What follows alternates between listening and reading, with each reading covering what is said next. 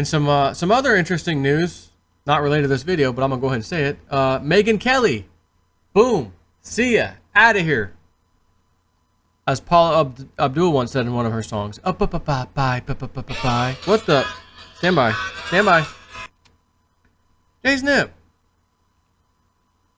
Jay Snip, why are you always cutting us off all the time? Because my phone's ringing. And I thought I knew who it was. Yeah, I think I know what that number is, and it was. Remember the other day I was driving, told you I was taking my side-by-side, the Polaris, over to get the snorkel kit put on. I explained why, you know, I don't want to accidentally get too deep of what I think's a puddle, and it's a freaking giant mud hole. And then I just sucked water in my, this thing's brand new engine, brand new vehicle, and I just destroyed it on accident because I didn't know how deep it was. Oops. Not that I want to go through that crap anyways. I like to keep my stuff, I like going on trails and stuff. Little puddlers, fine, but I'm not going mudding. Spend half a day cleaning it off later. No thanks. But that was them. Hey, your snorkel kit's installed. It's ready to go. They close in an hour. It's 5 o'clock. It's rush hour on a Friday. You guys are open tomorrow, right? Yeah, we open at 9 a.m. I'll see you then. Thanks. So I had to take the call because I want to make sure they weren't going to tell me, oh, it's not ready yet. We need to, we need it for a few more days or something like that. So anyways, back to the actual article. This is, again, I keep seeing this, and I had a guy messaging me about the house prices, California, everything. He's like, man, my house and stuff is worth about $600K. I said, I bought it a while back, man, to talk about the boom over here.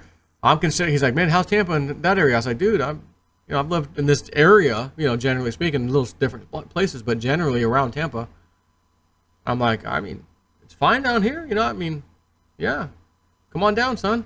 Because he's like, man, I could take a nice profit on this house, it's worth about $600K where he's at. Now, I don't think he's in San Francisco over here, which I'm about to talk to you about. But again, a $600K house, and he showed me a picture of a house, and I'm like, dude, that house here is probably $250K. I get a house like that around here.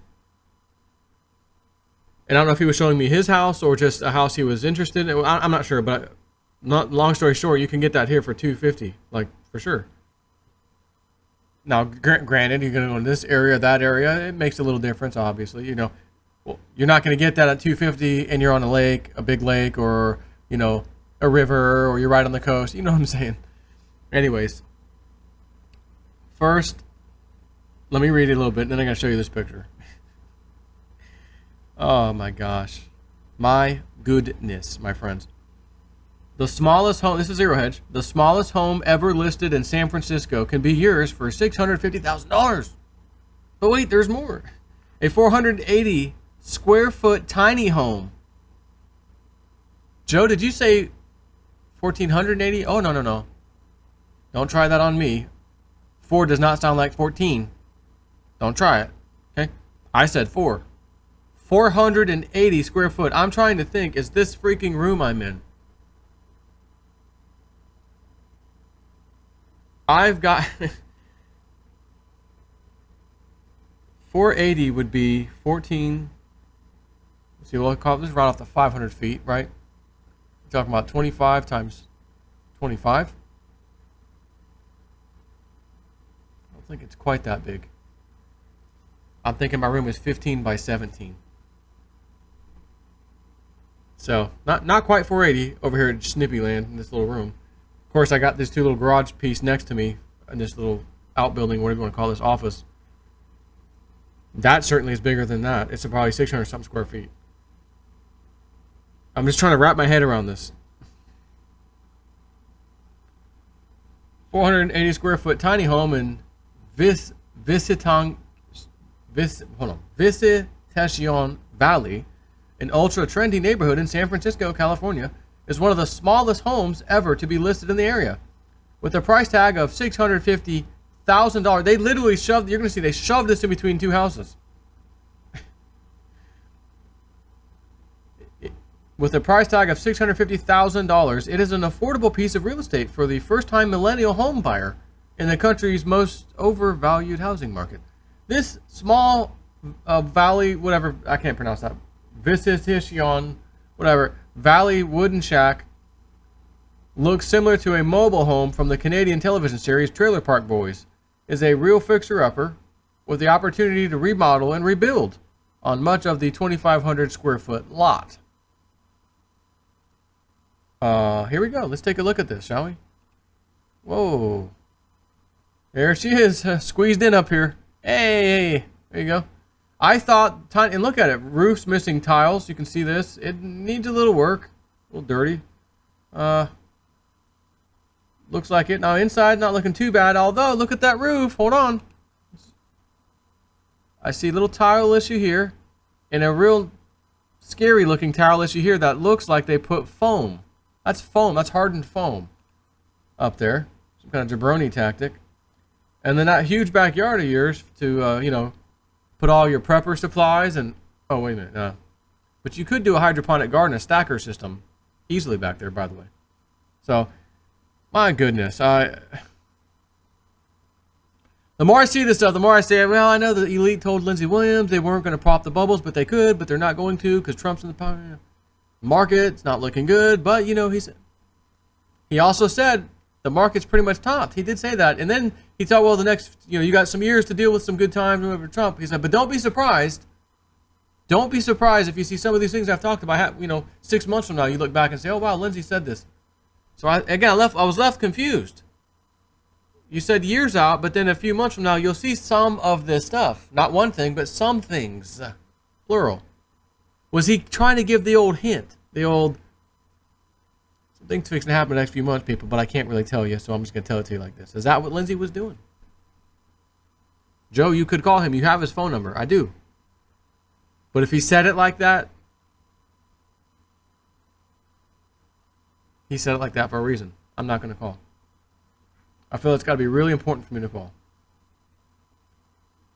I mean, Joe, a stock market crash, that's kind of important. I feel you. But again, some of the other data he's been provided by the same individual over the past few years, you know, kind of hasn't panned out. Although the stock market rallying, like he said, that did. So, anyways, there aren't many homes in San Francisco listed at this price. Listing agent Linda NGO. Linda Ng. How do you say that? NGO. Is the N silent? Linda Go? Or is the G silent and it's no? Linda Ng of Compass Real Estate said to SF Gate, you just have to be willing to put in some elbow grease. Where'd you get that kind of term from? Out of Nancy Pelosi. You gotta let us pass the bill first before we can show you what's in it. Oh, goody. I'm excited. I got chills. I'm excited to see what's in this healthcare bill. It's called the Affordable Health Care Act, the Affordable Care Act, for God's sakes. It's got to be affordable. And you had to take out a second mortgage to pay it.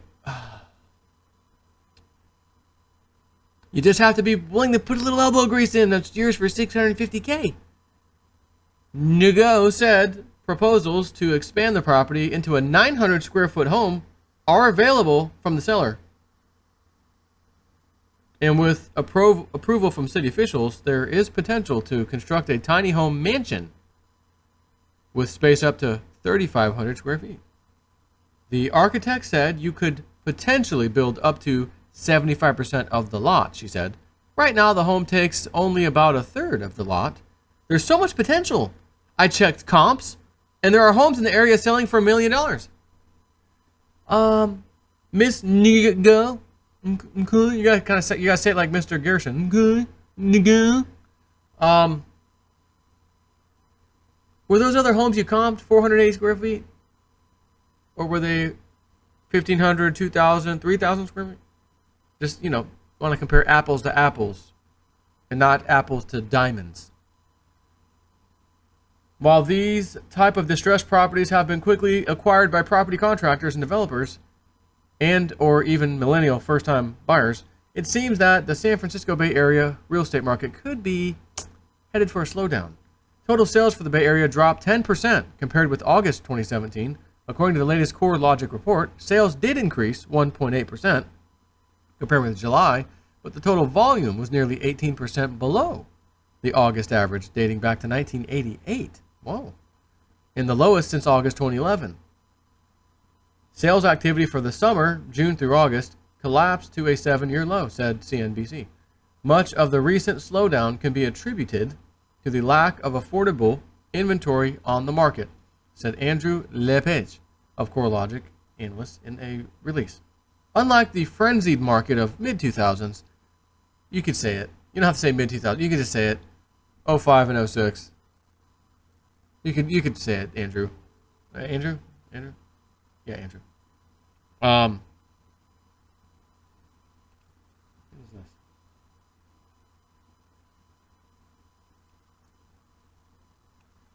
What is this?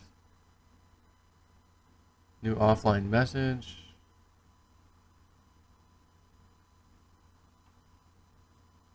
SD bullion.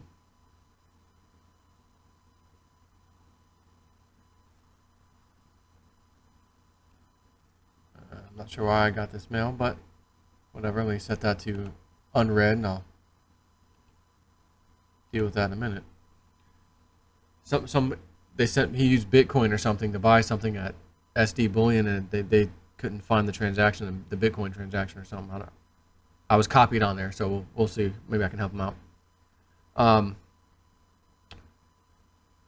Yeah, so where was I? Unlike the frenzied market of the mid-2000s, many struggling to buy today don't have the option to stretch financially with the sort of subprime and other risky financings that fueled a lot of home buying late in the last cycle. Well, last time I checked, there were still quite a number of adjustable rate mortgages out there. I'm just going to throw that out there on you. Real prices in San Francisco climbed 9% last summer and now exceed their 2006 peak. So there's the number.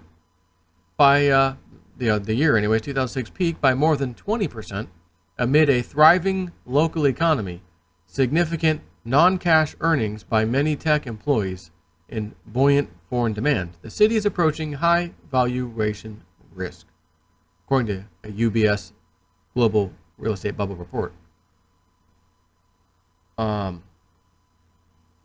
This is the sixth straight monthly drop in existing sales, the longest streak since 2014. An ominous sign that a turning point in the entire U.S. real estate market could be nearing. As for the 408 square foot tiny home with a listing price of $650,000, well, it is a sign that the affordability crisis has peaked the housing market. Please do not take our word for it. Last month, Bank of America chief economist Michelle Mayer warned, quote, the peak in home sales has been reached, housing no longer a tailwind. Another article they did. So, everything is a cycle. Everything has a cycle. And when it comes to economies, financial stuff, it's called the boom and bust cycle. After the bust cycle, the boom cycle kicks in. But during the bust cycle, things get bad. Prices drop massively for things that you thought were assets. Then you're trying to figure out how to deal with it. Do I walk from my house? I'm underwater. How long is it going to take me to recover? All these questions. But if you can see the stuff coming, as I've said on this channel a lot of times, trying to educate people, and you're in a position to capitalize on the next downturn, where you go buy the fire sale priced houses. Oh man, I bought Jason Dip. Crypto's finally exploded. Housing market was crashing. Dude, I got a twofer. What do you mean twofer? What is that? Twofer. Really, it's a threefer.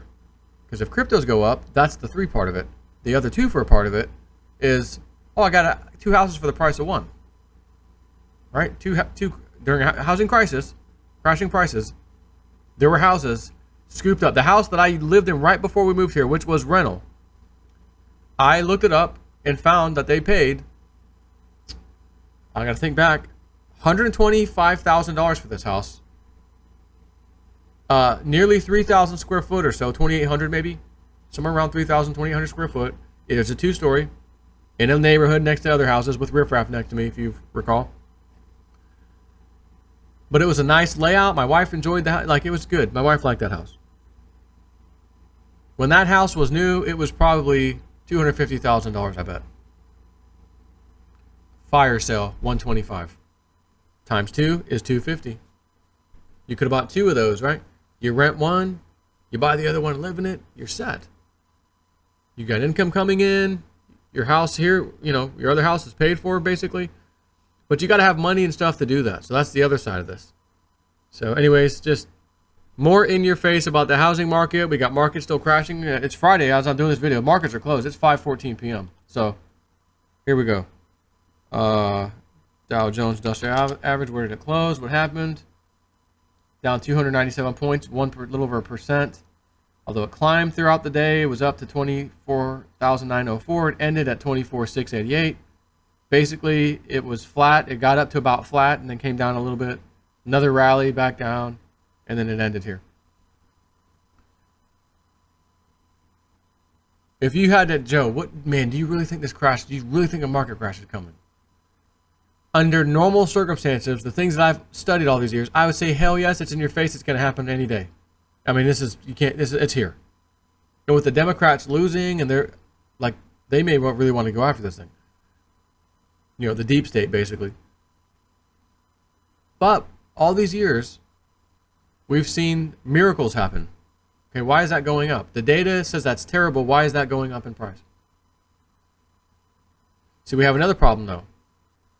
All these big companies out there, the big tech companies and stuff, the Amazons, all these people doing the stock buybacks while they got loans at dirt cheap interest rates that they have to pay back, but then the rates increase and then they go into problems. And like Lindsay's guy said, and Lindsay said, there is a bubble in every single asset class out there. They have a bubble in everything. They could prick any one of them or all of them if they wanted to.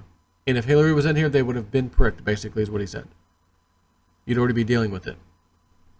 My thing, though, is are they going to go out kicking and screaming, the elite, because Trump's in there and he's cleaning house? Not supposed to happen. They weren't expecting that. So if that's the case, are they fixing to just, I said this the other day, are they just going to go ahead and go with the hell with it? We're popping the bubbles. And if they do decide to do that, does Trump have the people on his side to counter that somehow? The plunge protection team, you know, Federal Reserve, backdoor bail, you know, he's already yelling vocally at the Fed. Now, I mean, if your guys were in there, you probably wouldn't say what you said, you know, about them. They're raising rates, they shouldn't be, you know. So my answer would be, I don't know. All signs point to yes, a crash. This looks like it's right around the corner. Housing market, all of it, because when the housing market went down, the stock market, everything went at the same time. Although housing peaked first, then the market went down. And now we're seeing, well, maybe a little bit of the opposite. The market started tanking, you know, stock market. But again, same. I don't know. This is kind of the same time. If you really think about it, this year, the market and housing, the signs were there. So it's kind of the same time. Doesn't really matter. So anyways, my game plan, cryptos. Cryptos, please do your thing so I can capitalize on the bust cycle. Something that we can't deal with, we can't stop. It's coming anyways. And if it's coming anyways, you can't say, oh, well, I don't want to take advantage of a downturn. What do you mean don't want to take advantage of a downturn? It's up, down, up, down, up, down. You're timing the down, get in. Timing the top, get out. If you're doing real estate and things, you got to know this. Take care.